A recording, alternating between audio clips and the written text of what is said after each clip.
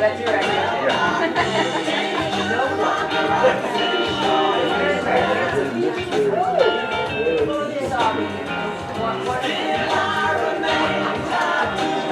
Excuse me. Toby's yours? And you own the Grasshopper Farm? Yes. How do you do? She understands. Hi. I'm sort of a neighbor. I live down in Doris and it's halfway between here.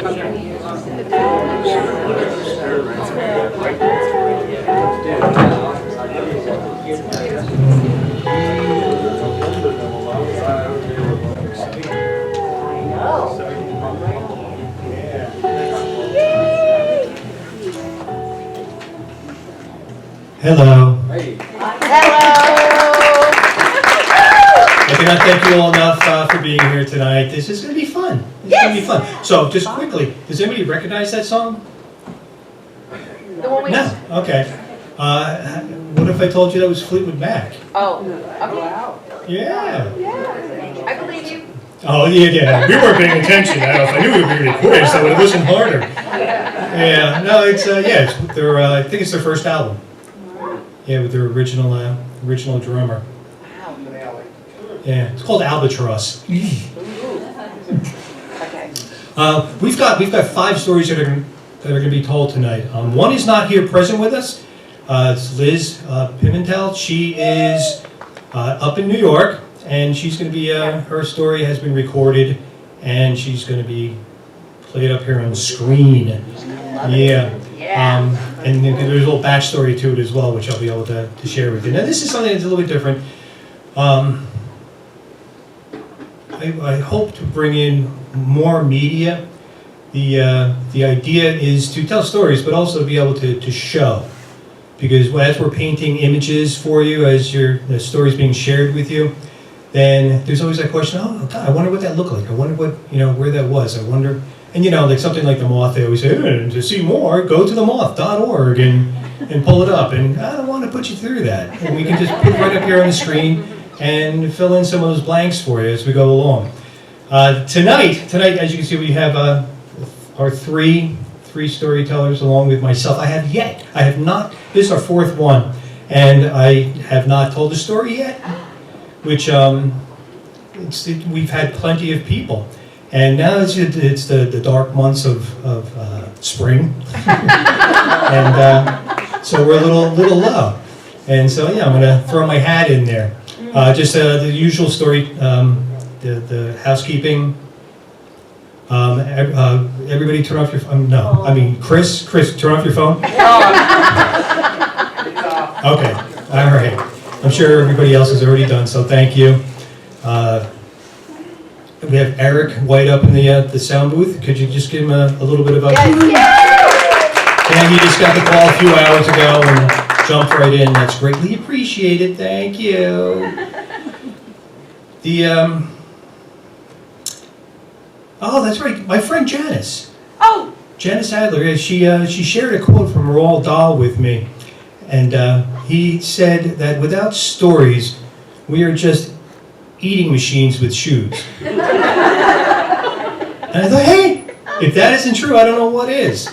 And he nailed it right on the head. Oh, you're too sweet. Yeah. Myself, people asked, when I was coming up with the title for this event, and decided to go with the kitchen table. Because the idea came from the Moth, and at first I thought, we'll call it the Caterpillar. Yeah, we'll call it the Caterpillar, and from there came the Moth. We came first. And like, no, that's too hammy. And then someone had suggested the front porch. It's welcoming and nice, and you get the light, and people are brought in like the Moth. And then the front porch, and then the porch light, and then just the porch, and then going with the whole idea of just 3 syllables. How in advertising and comedians, and they always go with the 3 syllables, the 3 words, like just do it for Nike, and no respect for Rodney, and can we talk? Right, and dynamite, right? And they always come up with 3. And I was like, the kitchen table. The kitchen table. That's 5. But I stood my ground, and there was a reason. There was a reason why I said we're sticking with the kitchen table, because of what it means to me. And so I want to tell you the story of the kitchen table. And it starts with my birth nearly 60 years ago. I was born and raised in the same house that the rest of my family. My parents bought it in 1956, 311 Hartford Road in South Orange, New Jersey. The suburbs. It was an experiment gone wrong, but they tried. And this house eventually does become a home. It took some time, took some doing, but this house was roughly 5,000 square feet, 6 bedrooms, 4 bathrooms, 28 radiators. It was like living in the board game Clue. You know that? We had a library. One of the walls was just floor to ceiling shelves with all the non-classics, the 1967 encyclopedia, the World Lit that no one ever broke open. Had a huge living room with a piano, a grand piano in there, the sun porch with French doors, and a big old dining room. We had a butler's pantry. What the hell? What's going on? I've never, in all my years, I never saw once a butler. Not a single time. And the kitchen, good size, nice kitchen. It was a great place to grow up. My brothers, TR and Chris, 6 and 7 years older than me, they shared a room. My sister Donna had her own room because she was the princess. And Debbie and Kathy shared a room, the middle children. And this guy right here had his own room.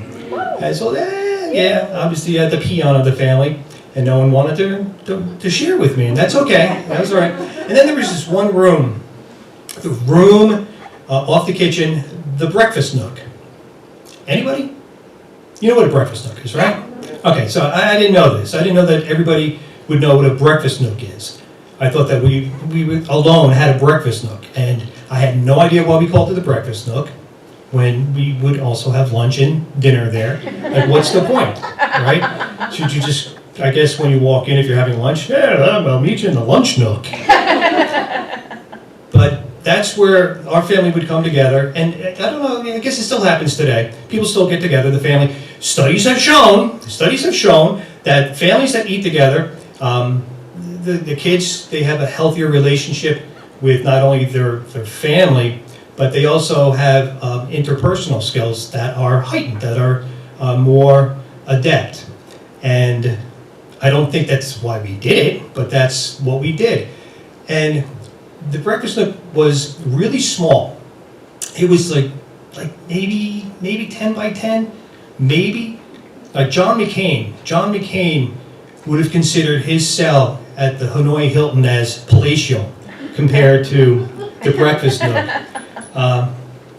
And the table that we got, I was around 6, 7 years old, and my father bought a new table that he was going to put inside the breakfast nook.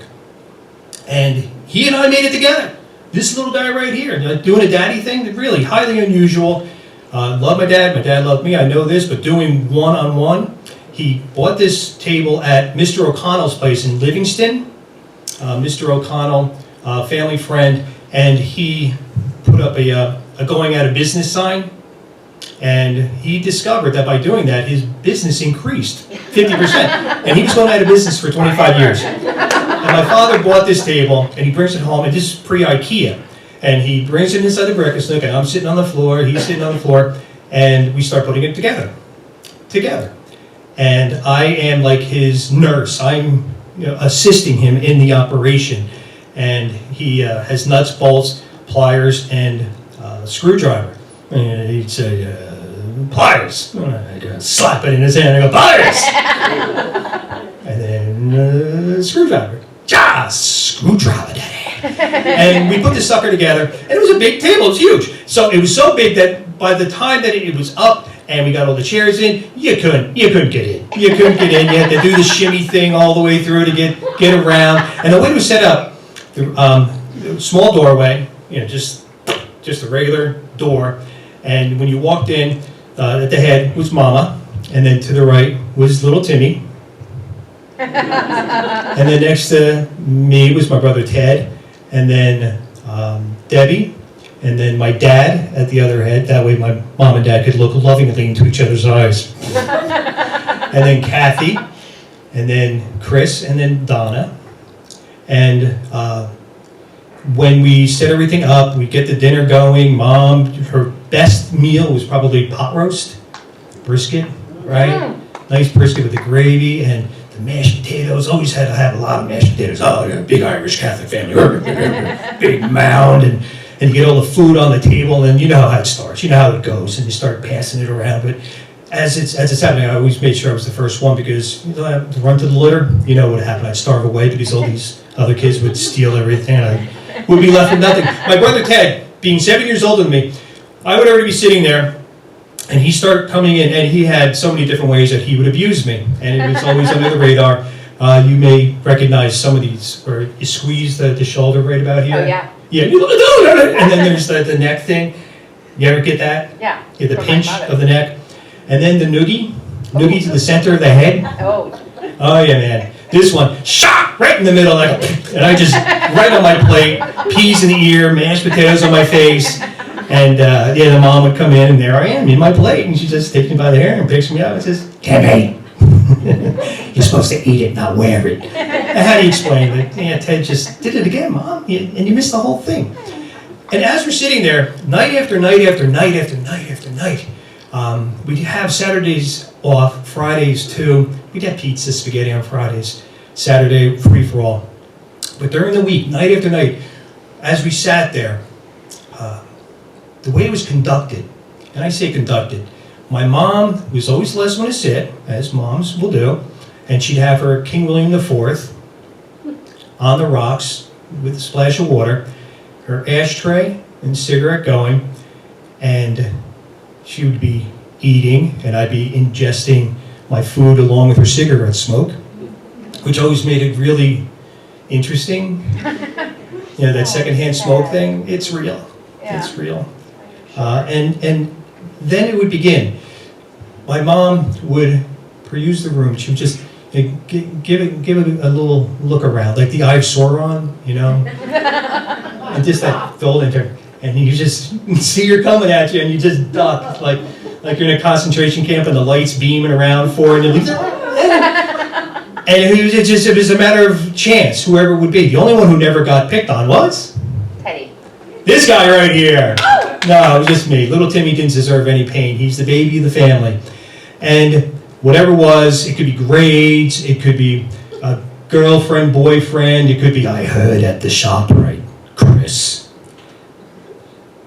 that you did something you shouldn't have done. She knew nothing. She knew nothing. All she knew was that Chris definitely had done something. And that there he would fess up right under the pressure, like, I swear to God, I didn't want to do it. She's like, I knew it.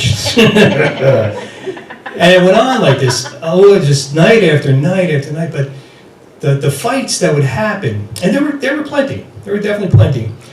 We learned over the years to remain as quiet as possible and go under the radar and eat our meal and be done. But some of the meals were, I don't know why parents do this. My mom, you know the liver meal? I love liver. Oh, why? Why do this to kids? Why do this? And not only just the liver, but then they're throwing spinach with it. It's like, what are you doing? It's bad, I'm never gonna have to eat this. Eat the liver. You know, the whole trying to get around it, like you fill your mouth with a bunch of liver, and it's like, I've got to go to the bathroom, I'll be right back. Show me your mouth. Show me your mouth, Tim. So we had to devise this scheme, and it was our version of the Underground Railroad. And we'd be able to get into our napkin and pass it along and around, because we had this little cabinet in the corner, a little door. And Kathy was the Harriet Tubman of our food. And we got it around, and Kathy invariably she'd get it in there nice and quiet. You know, so we'd have to set up a diversion of some sort. And this went on for a long time. It's like 5 years later. Just out of nowhere, I don't even know what brought me to it. And I'm not kidding about this. I open up that door, and there it is. The world's greatest science project. It's like, I mean, there's things in there too. Hello, my baby. Hello, my darling. We're like, holy lordy. And I didn't clean it. I just closed the door and walk away. And, you know, other conversations, when you just have the kids talking to each other, you have Debbie. She was the queen of observation. especially with my brother Chris. She loved to, but she's like over here and Chris is over here. And she just, like this one time he had a huge hawking pimple on the side of his nose. I mean, it's big, this is big. It's like you can see the Great Wall of China from the moon. You can see Chris's pimple from right up there. And she's like, Chris, you know you have a pimple on the side of your nose. It's like, you gotta be, no, really, Deb? I wasn't aware of that. No, that's like, Chris, you know, what's that on your neck right there? It's a hickey. I think more that it was like a vacuum that he accidentally put to his neck. But he claimed that it was a lawnmower, a rock came out, and good thing that you didn't get killed, Chris. That's very good that didn't happen to you. Yeah, thanks, Deb. Thank you very much. And so this goes on for, until 1972, until at that time, that's when my sister Donna, she's the first to graduate high school, and she goes off to college, Marymount College in New York. 2 years later, she marries Tom Hinkle, cadet at West Point. Hey, Donna, way to go. And then 73, Ted graduates Seton Hall Prep, and off he goes to Allentown, where he lasted for a year, and then he joined the Navy, and then 74, Chris graduates Seton Hall Prep, and he goes to Providence, Rhode Island for college, where he lasted for a couple of years. And as this is happening, people are always coming and going, and we remained in the breakfast nook, but it was just not the same, right? You lose that energy. It was always nice when someone came home, just for whatever, a week or so.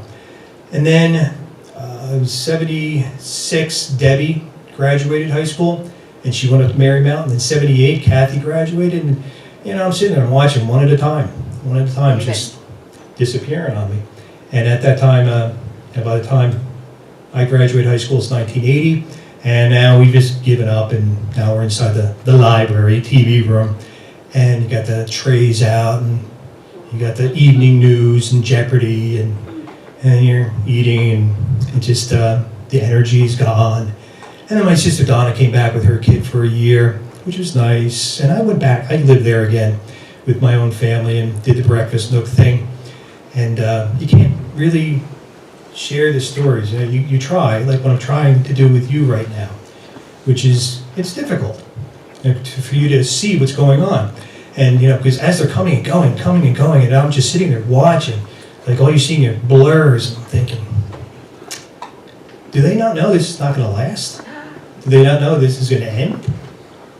And this is what we do with our own lives on a regular basis. And as I find myself years later, just before my mom sold the house in 2004, and there's the table, the kitchen table. And this is 2 years after my dad died, and Dad will never be sitting at this table again. And then Mom passed in 2019. 5 months later, my sister Kathy, my everything. She was my everything. She taught me so much. She was my guard. She was my angel. I love Kathy more than anything. And, we're putting this together, and I thought, I'm going to call it the kitchen table. And if I could, just one more time, be able to sit at that table with my family, I'd give anything. And just to be able to say, somebody pass me the potatoes, please. Oh.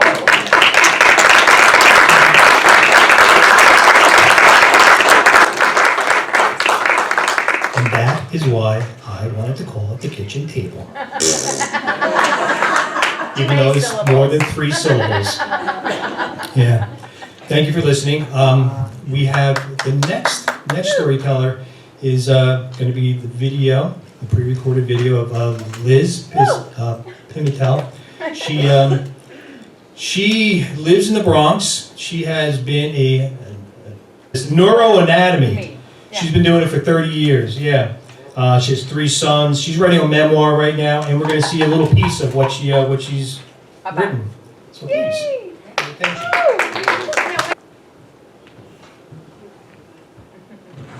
There she is. No, she looks so young. Running a marathon.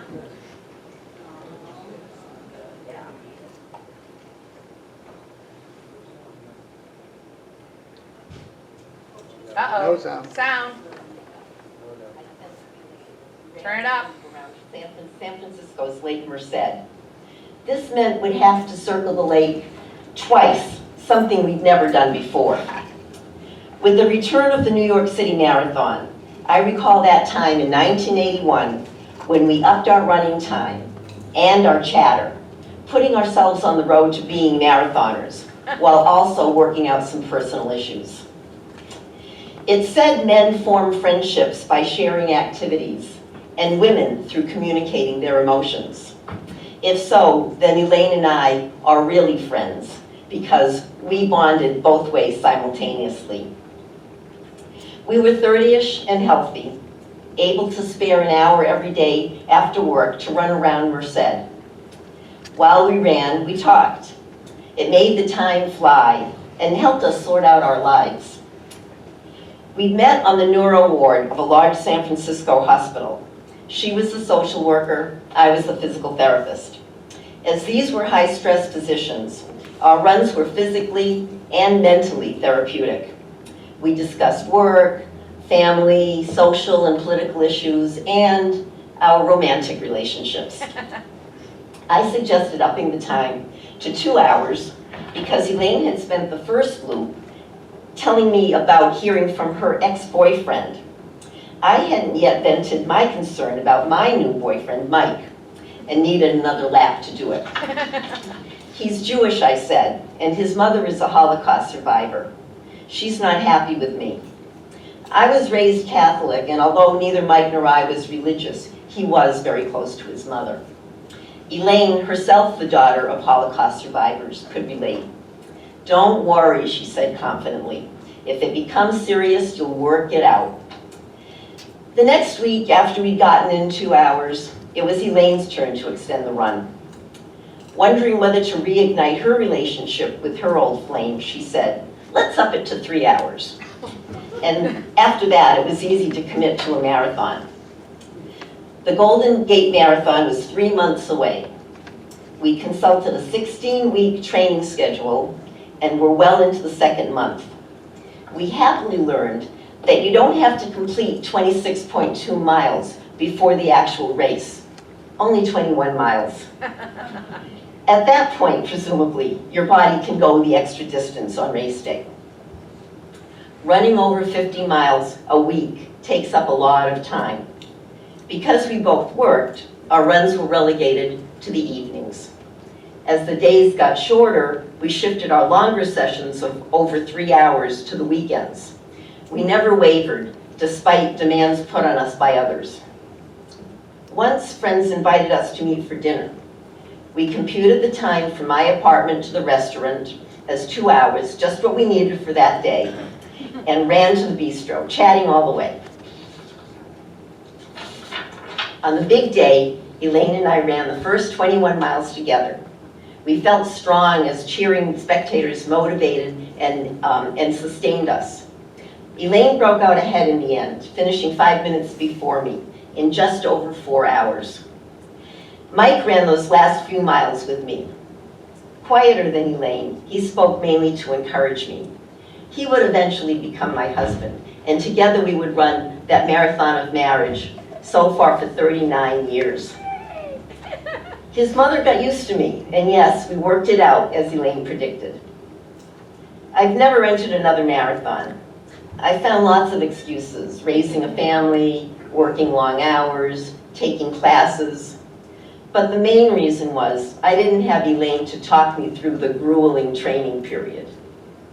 The health benefits of long-distance running are indisputable, but the bonds created by sharing our feelings were, for me, the healthiest part.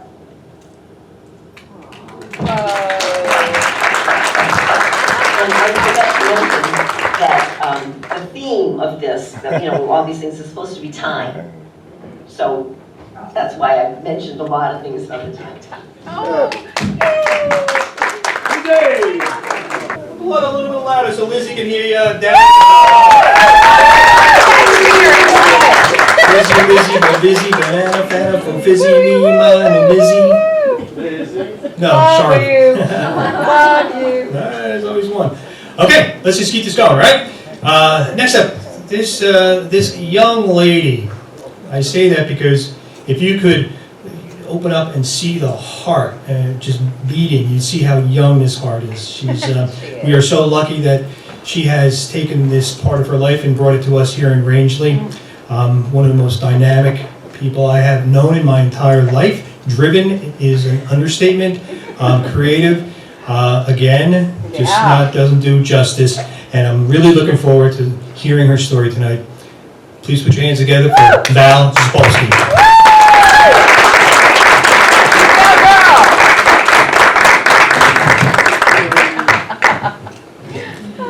Okay, so I love that book. I love this book. I love this book. I read it to my kids. Every time I read it, it makes me cry. It's about if any of you don't, anybody know this book? Everybody know this book? Raise your hand. Yeah. Okay, it's a book about a tree and a boy, and they grow up and grow old together. Anyway, every time I read it, it makes me cry. And so I would read it to my 4 boys when they were little, and they liked it, but mostly it became a thing because they would haul it out and give it to me to read, and then they would laugh at me when I cried. But I didn't care, I loved this book. And so they would just say, you know, silly mommy crying about a tree. So when I was younger, I don't remember my parents ever reading to me. They probably did, but I just don't remember that at all. I do remember when I was first went to school, they had a book of the month club, and so I was totally into that. I remember my favorite books now, and I've bought them multiple times for my grandchildren and such since then. Gus the Friendly Ghost, which is a story about him in Maine. Ferdinand the Bull. Oh, yeah. Mike Mulligan and his steam shovel. And so Yes. they're my favorite stories to this day. I also don't really, well, let's see. When we were little, and probably many of you in the same age group are the same, we would, what today would be called a free-range child, if you know what that means. Oh, yeah. So, you know, parents, we'd get up in the morning, parents would feed us, dress us, and then throw us outside, and you had to entertain yourself until the next time you get fed. So, you know, you just played, you did your own thing. I don't remember any toys. I definitely don't remember my parents ever playing with me. But I had a younger sister who was 2 years younger, and she was my constant playmate. First slide. The first place I remember First slide. playing with my sister, myself and my sister. First place I remember playing with my sister was at our house on the shores of Anabessacook Lake. It was a little house, next slide, that was surrounded by these huge pine trees. I mean, you would have to almost fall over backwards looking to the tops of these things, and you couldn't get your arms half around them. Beautiful. Like they're off the top of the slide. You know, you can't see the tops of them.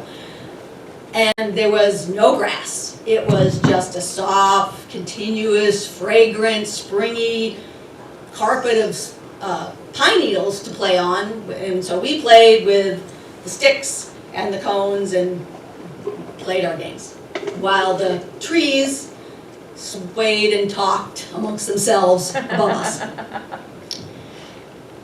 That was where I met my first tree. And you might say, well, how does a person meet a tree? But, I mean, there were lots of trees. Well, how did you just meet a tree? So, most of those trees you couldn't meet because they were up there. They were swaying and talking amongst themselves far away and not really accessible. But one day, there was a big wind. And the wind howled for hours, and you could hear it whipping the branches and cracking the trees. And then, in the middle of the night, there was a great big crash and a whomp, and the whole house shook. And the next morning, when we got up, we walked out, and like it was different. It was like you walked out, it's like this tree had come down and taken off the whole front porch. And it was nice and straight. That picture you saw is front porch, gone. And so we looked down to the cellar hole, and there's this poor dead tree in the cellar. And all the trees up there are acting like nothing happened. So later, I was later in the day, the next day or so, it took a while to get that tree out of the cellar hole. I'm sitting straddled on this big tree. My legs were basically in a split. And I realized, I was very small and insignificant to those big trees. So a couple of years later, my sister and I, we were a little older, and so we wandered a little further, and probably 4, 5, 6 years old, something like that. We wandered a little further into the woods than we normally played. And we came across this unique and wonderful tree. It was still a pine, but so much different than those towering giants by the shore. Those were big. This was like a titan. It was just 3 or 4 times as wide around. And it was so different because it had great big, large, huge, welcoming arms spreading out, just asking to be climbed. It was very welcoming. And it occupied a vast clearing in the forest. And so we called it our witch tree. It wasn't because it was owned by a witch or a witch created it. It was a witch. And we played games with it. It was a constant companion. I'd be in the tree pretending I was Captain Hook, and I'd jump down and chase my sister. She was Tiger Lily, and she'd run away screaming. We'd play tag. And then she'd say, "I'm the crocodile," and she'd turn around and chase me, and I'd run away. And we also acted out Sleeping Beauty, Snow White, and of course Hansel and Gretel. And the tree always played a leading role. It was our special place and our secret friend.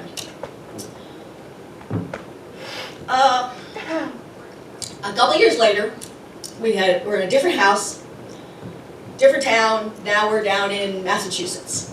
And in Orleans, we're in the center of town, not in the middle of nowhere anymore. There are houses, lots, fences, neighbors all around, busy streets. I'm like 7, 8 years old, about. There were lots of trees on the lot. There was a beautiful big old oak that had a swing on it, and we remember playing on that, but that's not the tree I'm talking about today. This tree was over on the side, near the road, much smaller, younger tree, low branches, and it wasn't so much a meeting as an ineffective approach on my part. So I decided I was going to try to climb this tree. It was like the only tree that you could reach any branches. So I went out there one day all by myself, and I was looking up there, and it's like, okay, I can do this. And so I jumped up, and I touched it, I didn't get it, so I tried again, I jumped, and I got it. And it's okay, so now I'm hanging there. And that's really not effective climbing. So no muscles, can't get up, can't get my feet anywhere, so I jump down, I get closer, grab the branch closer, and get my foot on the trunk and try to walk my way up. Not close enough. Try it again. Get closer. Okay, and I foot on the trunk, so I'm walking my feet up the edge of the trunk, and this is working, And so I got my foot almost up, and my arm, I got in a better position so now I can pull myself up a little more, and then my foot slipped. Ah! And now I'm hanging there. And I'm screaming, I'm like 7, 8 years old, so I'm screaming, I'm kicking, I'm hanging there, and I'm yelling, and that's long times going by. I'm yelling, kicking, I'm suddenly realizing it's like, open my eyes, it's like cars are driving by. Nobody's coming out of the house. And so it's like, this screaming isn't doing me any good. So I stopped. And I decided if I didn't want to hang here forever, I was going to have to take care of myself. So I looked up my arm and I figured out how I was stuck. And I grabbed the branch and pulled myself up and walked my feet back up the edge and got my arm out and got down. Yay! Nobody ever knew I was stuck. Didn't break my arm. If I broke my arm, I would have fallen, but I didn't. I didn't break my arm. And so anyway, that day I learned that tree taught me self-reliance. And I never tried to climb it again because we had an understanding. And the last tree I want to tell you about is from 1986. So long time stretch between then and there. I was 29 years old now. I climbed lots of trees in between, apple trees, pine trees, all sorts of trees. But this is a special last tree. And so I had, gone to college, gone to medical school, gone to residency training. I had met my husband, got married, and had our first house. And so the house is on a lot, and it's this little house, great big lot, on a busy street. So out in the back of the lot, across the back, it's got this blackberry hedge right out of Sleeping Beauty. I mean, it's huge, an impenetrable, house size in all directions blackberry thing. But over here, in the other corner, is a magnificent maple tree. And it was just the perfect maple tree because it had low branches, evenly spaced around a central trunk all the way up. I mean, it's 60, however tall a maple can possibly grow. It was the best maple tree. And it just called to me. And, I was a mom. I had a job. I had a kid. I had responsibilities. I had a mortgage. I wasn't supposed to be climbing trees. But I just had to do it. So I did. I climbed all the way up through, round and around, ladder-like branches every 2 feet. There's a branch going around, and just all the way up to the top. 60, however, a long way higher than I ever climbed in a tree before. And where the branches are all getting springy when I'm on them. And the center is like, I can get my arm around the center. And I just sat there for a long time. And I said goodbye.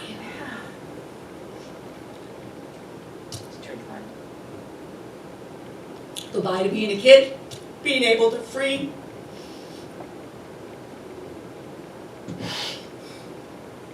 To take risks.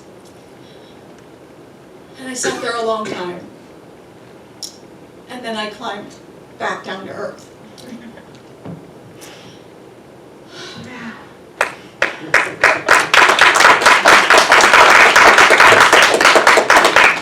I still love this book. It makes me cry every time. I have grandchildren now, and I'm going to read it to them just like I read it to their daddies. And I expect they're going to say, silly Grammy.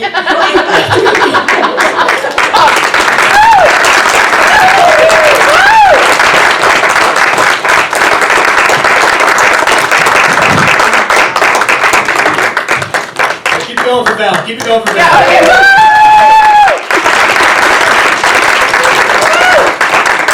The original Valley girl. So that's how you do it. You don't get up like really close so you're popping everything, huh? Damn. Can't go back in time. I love that story. Yeah.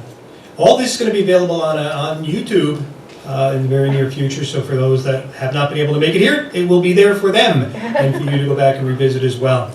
We're going to continue. We're going to move on to our next storyteller.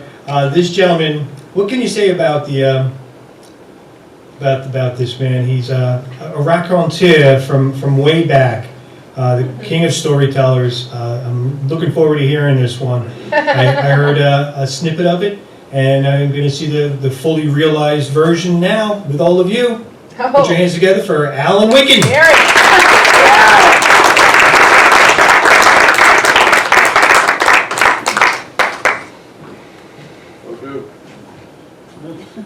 I thought you'd never mention that.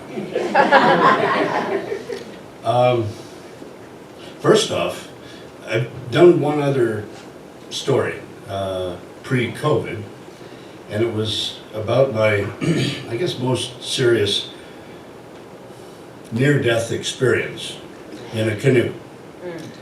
Anybody here Near death? witness that one? No. We witnessed the storytelling. Yeah. Pardon? We witnessed your story, yes. All right. Well, I told that story for a couple of reasons. I mean, it was one of those that was burned into my memory. It happened when I was in my mid-30s. Our boys were this big.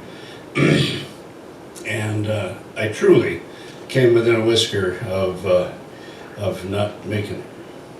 But I told that story for a couple of reasons, and one of them, probably the most important, was I wanted people who heard it to hopefully share my story with their kids or their friends who could benefit from it. And I was reinforced having a lot of people, well, not a lot, 6 or 7, talk to me over the course of the next year or two and said, you know, we sat down and told that account to our kids in hopes that they would not make the same stupid mistakes that I did. And I said, take out a pen and paper if you've got one and jot down A, B, C, D, E, F, the things I did wrong that led to my near-death experience.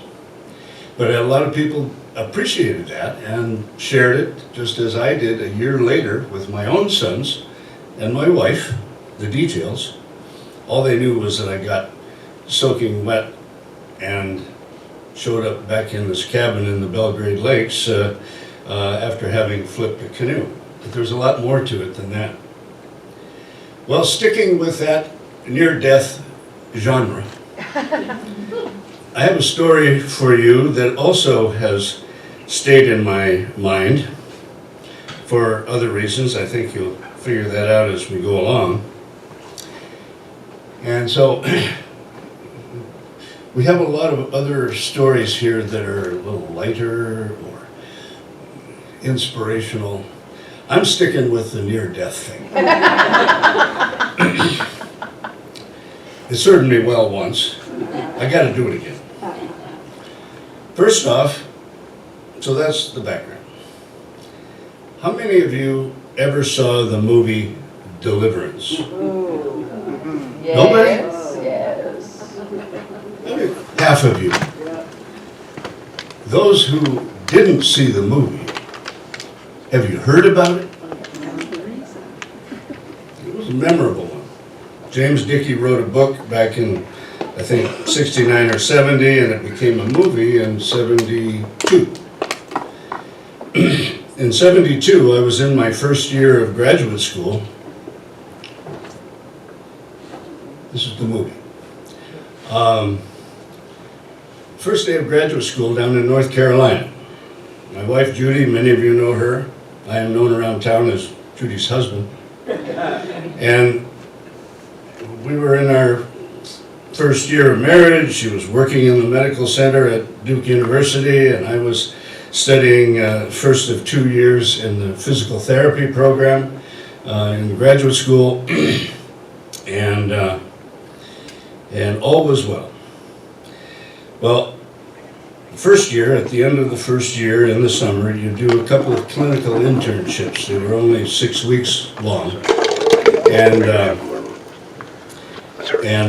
I found that the second one, first one was in Raleigh, North Carolina. The second one was going to be in Greenville, South Carolina.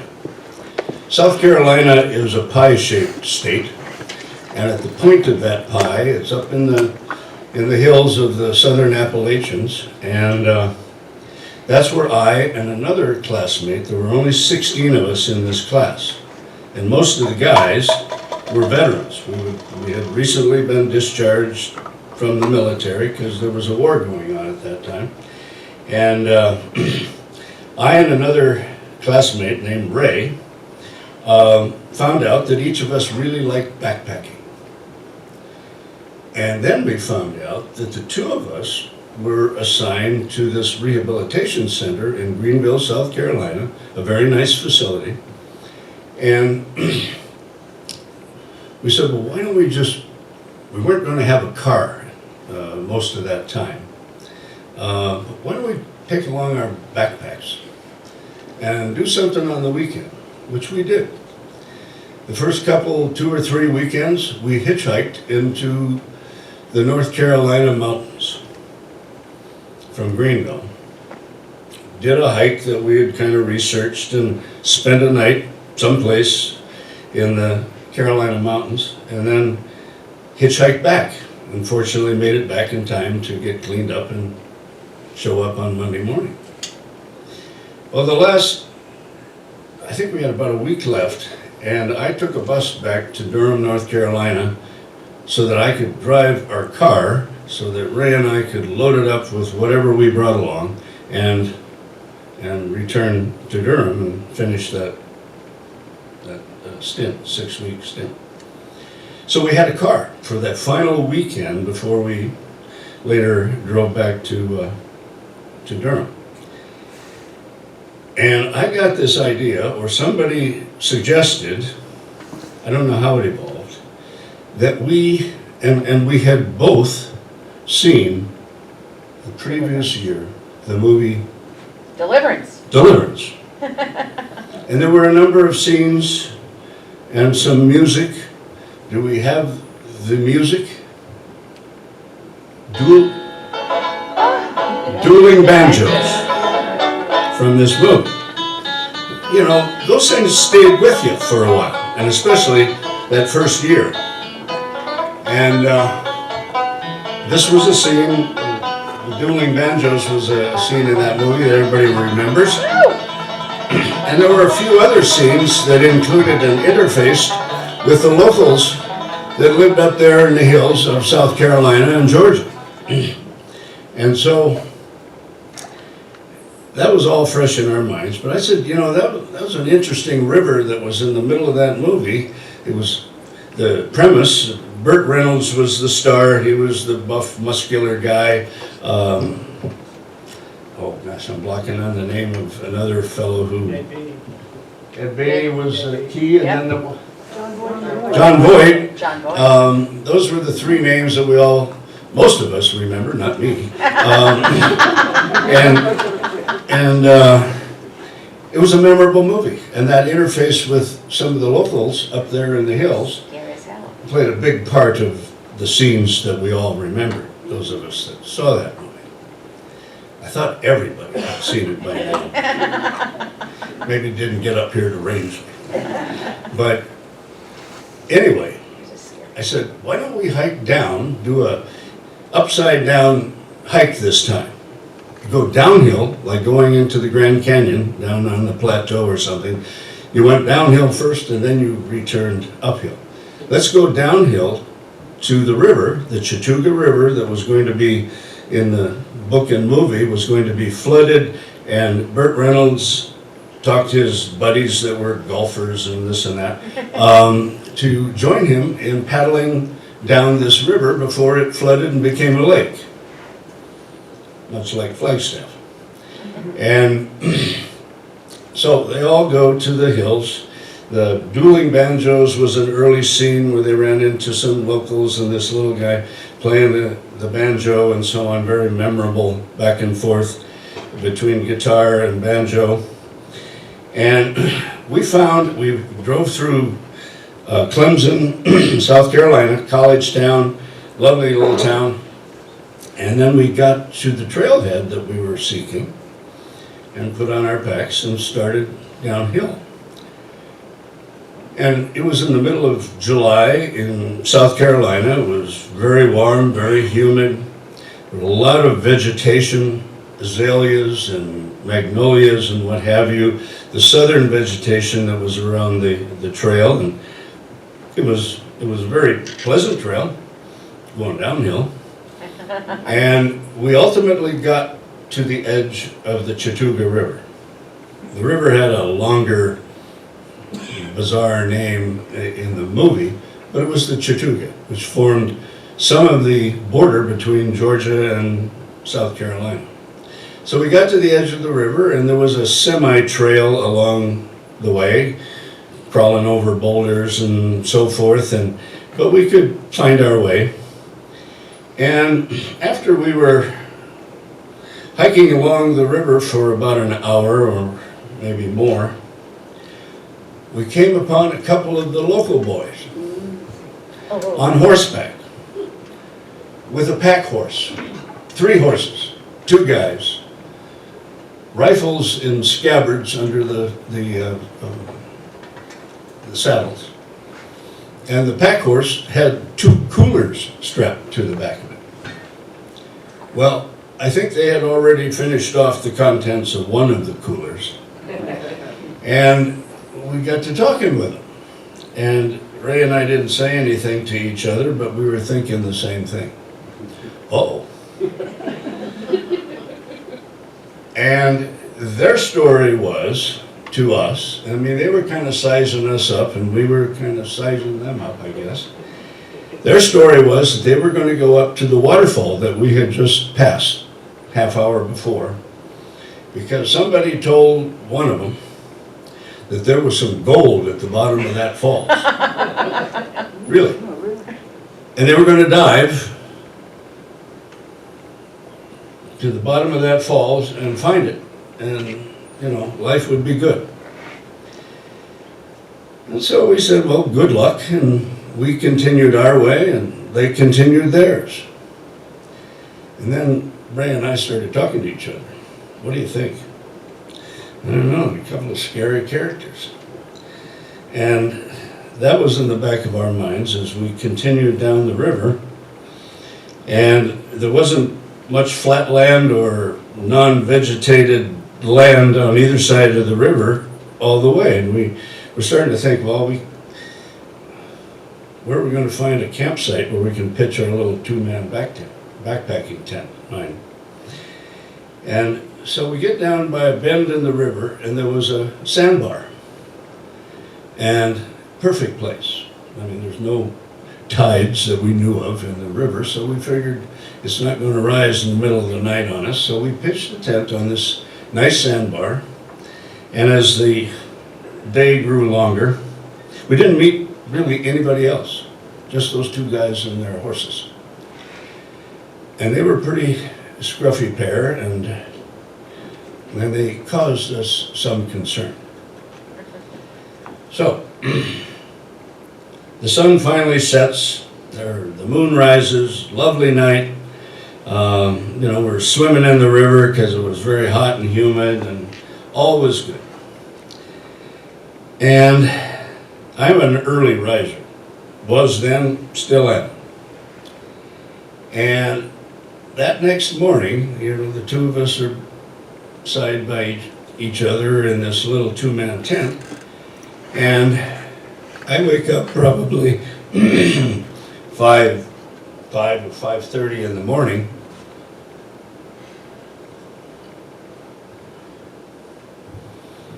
and Ray is sound asleep per usual, and kind of the roar of the rapids on this river kind of dulled everything. And I'm laying there kind of wide awake and wondering if I should get up or not, and try not to wake my friend. And I start hearing footsteps in the sand. And a lot of things were running through my mind, none of which was pleasant. And I hear the footsteps kind of within, sounded like 15 feet from us. And then I hear muffled voices, but I couldn't hear what they were saying or anything because of the background sound of the river that was running pretty fast. And it just really started getting to me, and I said, I've got to confront whatever is out there. I can't just let my imagination run wild. So, most tents, especially backpacking tents, are a tent inside a tent. You've got the mosquito netting on the inside, the true tent, and a rain fly on the outside. And there's circulation of air, hopefully, and so on. So I had to go through 2 layers of tent to even stick my head out and see what was happening. The sun was already heading. There was no horizon there. It was a dense forest and so forth, but there was that glow before the sunrise actually rose. And I started unzipping the fly, or the inner tent, the mosquito netting tent. Went vertically and then across the bottom. And I was doing, I think, one tooth of that zipper at a time. I didn't want to make anybody think that I was moving around in there and awake or whatever, so there I am, inching this zipper, ever so slowly, painfully slowly. But I ultimately made it up to the top of that mosquito netting, and then I had the larger zipper that was the rainfly on the outside, and I still had to get through that. So I'm reaching out there, trying not to wake up my friend, and I'm unzipping that fly, one tooth, or two teeth I suppose, at a time. And finally, I got it open enough where I had to contemplate sticking my head out of the tent, or not. I said, well, I'm this far, I gotta see what's being decided for us outside the tent on that sandbar. So I quietly crawled ahead a little bit and carefully moved one side of that rainfly to the side and stuck my head out.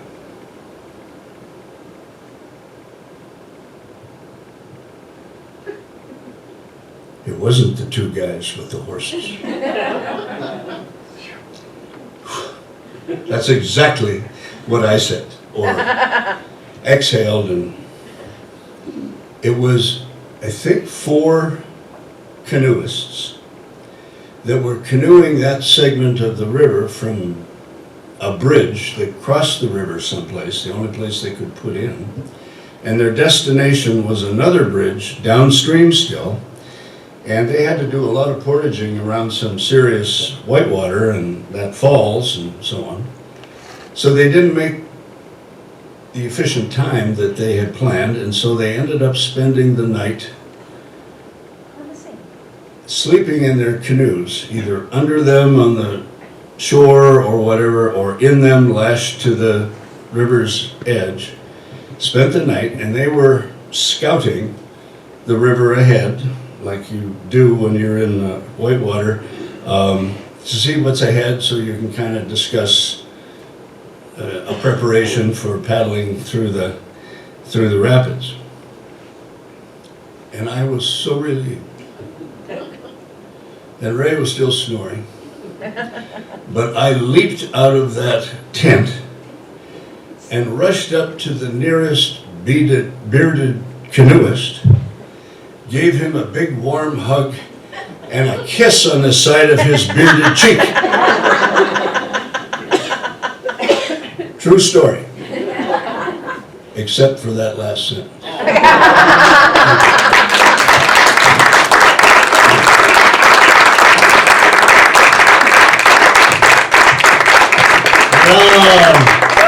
Mr. Alan Wicken. It's funny because I spoke to his wife Judy, and she said that he used the same zipper technique with her on their first date. I'm not going to go there. But this next fellow, just so you all know, we have workshops for this, and we kind of lead up to the storytelling. We work with each other. And you don't have to work with a group. You can work individually with me if you want, or anybody who wants to do this, please, by all means, feel free to do so. This next gentleman, when he got in touch with me, I was like, oh, who's this guy? You know, I emailed back, and he's, just said how interested he was in doing something like this, and I can't tell you how happy I am that you did. He's a hell of a guy. He's actually owner of the Grasshopper Hills Farm. You guys know this? Yeah. He's been here for just a little less than 2 years. He and his daughter Nat and his wife Doris. It's so wonderful to have you here. And today he also, before he got here, he was picking up some pigs. Oh, yeah! We love pigs. That's farm life for you. I'd like to bring up next storyteller. It's Toby Owls.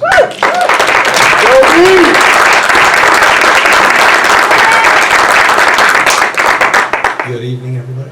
Good evening. Yeah, so who doesn't like, the end of summer, early fall? You got the harvest coming in and maybe some family around and days are getting cooler, and sunsets are beautiful. And, on one of these particular evenings, my folks were in town and we were sitting around the table enjoying some food that we've grown and just having a really nice time and talking about how lovely fall is. And my stepfather pipes up and says, "Oh man, fall, it's my least favorite time of the year." Like a needle on a record. And we're all sitting there and I'm thinking, where did that come from? And my daughter looks up and says, "Geez, Papa, why is fall your least favorite time of year?" And he says, "Well, most falls I spent down at the police station picking your father up." Well, that's interesting. I didn't know if we were going to get into that this evening at this family dinner, but in case he gets any ideas, I'll beat him to it. So a stepfather is, they sign into this contract. It's a marital contract, and sometimes it comes with accessories like delinquent children, I guess. And I possibly fit that bill.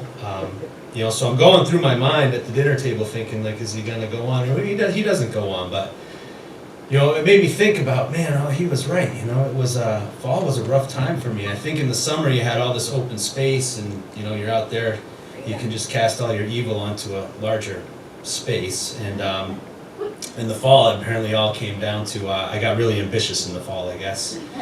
And there was in no particular order. There's they have a thing, if you haven't had a delinquent child or weren't a delinquent yourself, there's a thing called protective custody. So if you're out there and you're doing things that you're not supposed to be doing, maybe hanging out at people's houses and doing whatever, sometimes the police come and they suggest that they'll take you and put you into this thing called protective custody. And there were a few of those. I'd say the years would look like sometimes, if you have a pretty good basketball team and you got all the years that you had titles. Well, I had a few of those for these trips to the station. And the thing I didn't understand is it was protective custody while you're at the station, but generally you had to call your parents, and then all the protection part was over.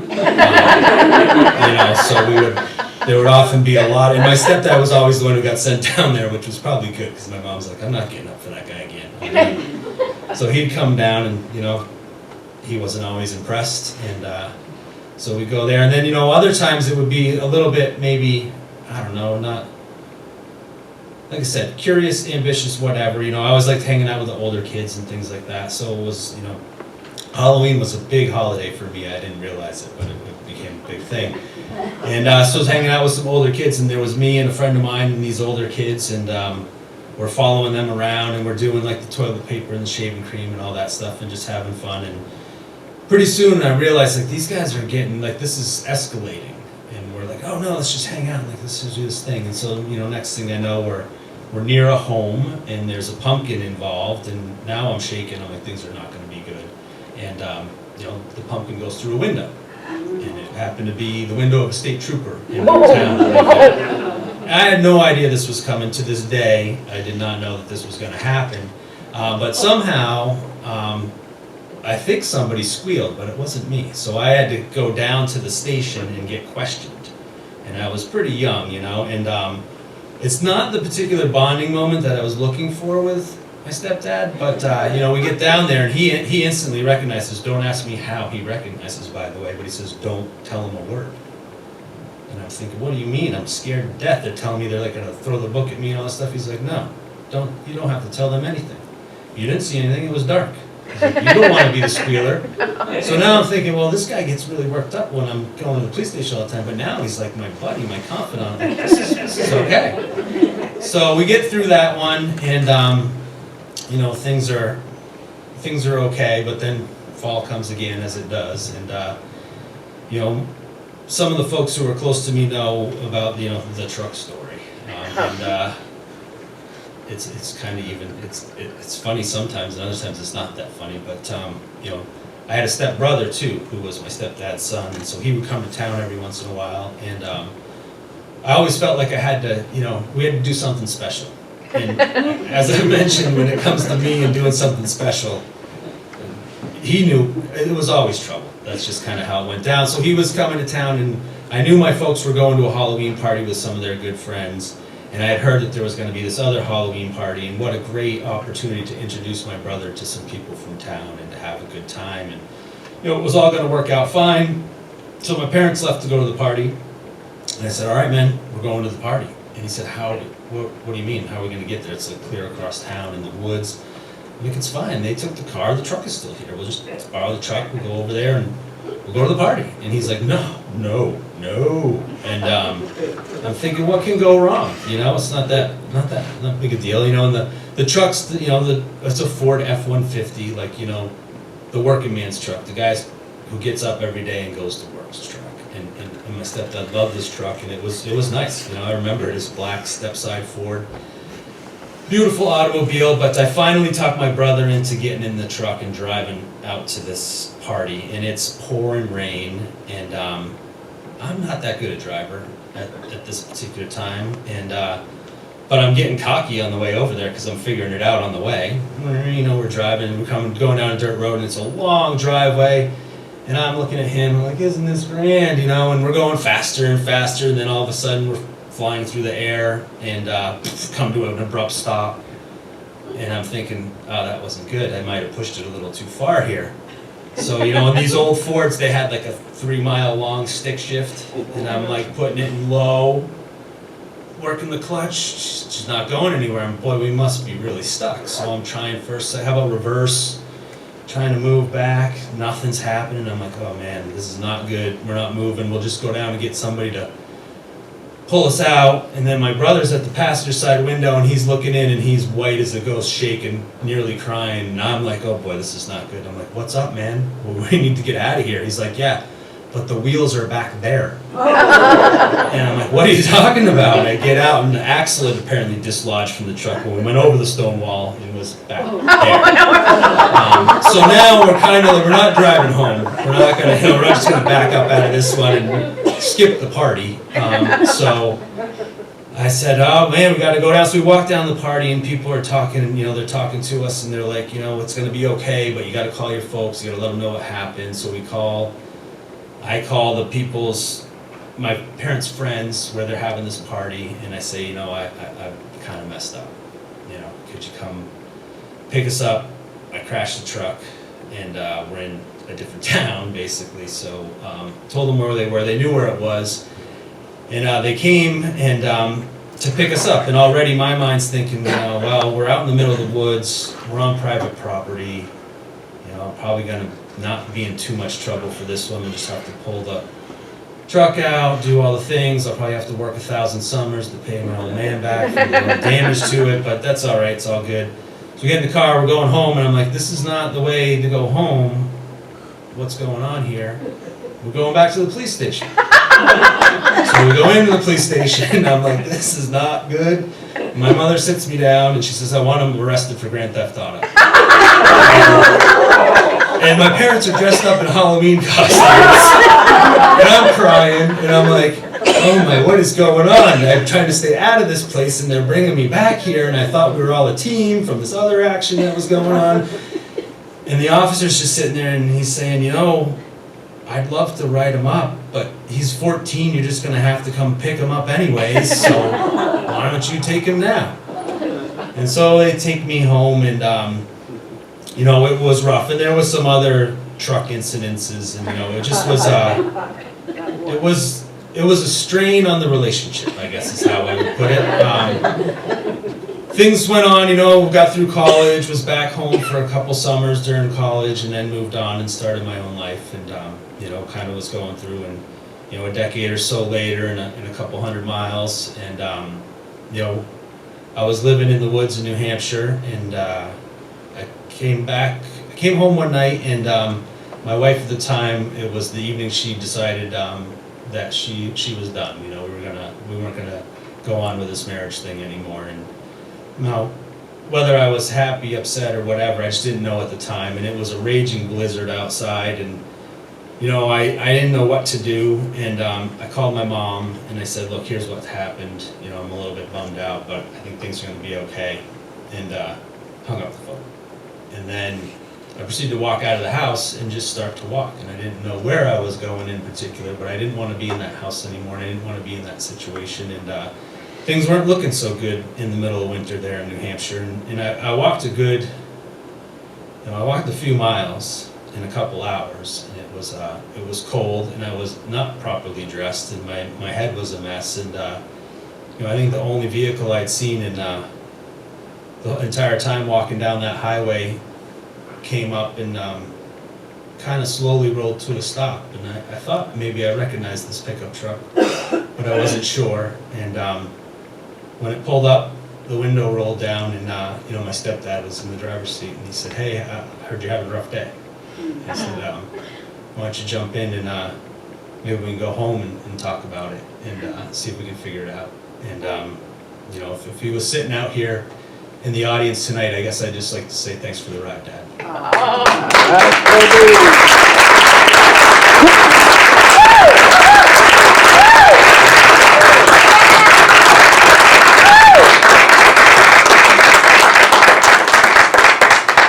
Huh? Yeah. Not a bad way to spend a Saturday, right? Not bad at all. I would love to hear some of your stories. If ever you have the opportunity, drop a line. We're having go on the rangeleyarts.org, and you'll see all the goings on here at the theater, and that the Rangeley Friends of the Arts are putting on for everybody. So it's a lot of fun, and I'm glad you all made it here tonight. And remember why it's called the kitchen table, and you're all welcome around it. Thank you for being here.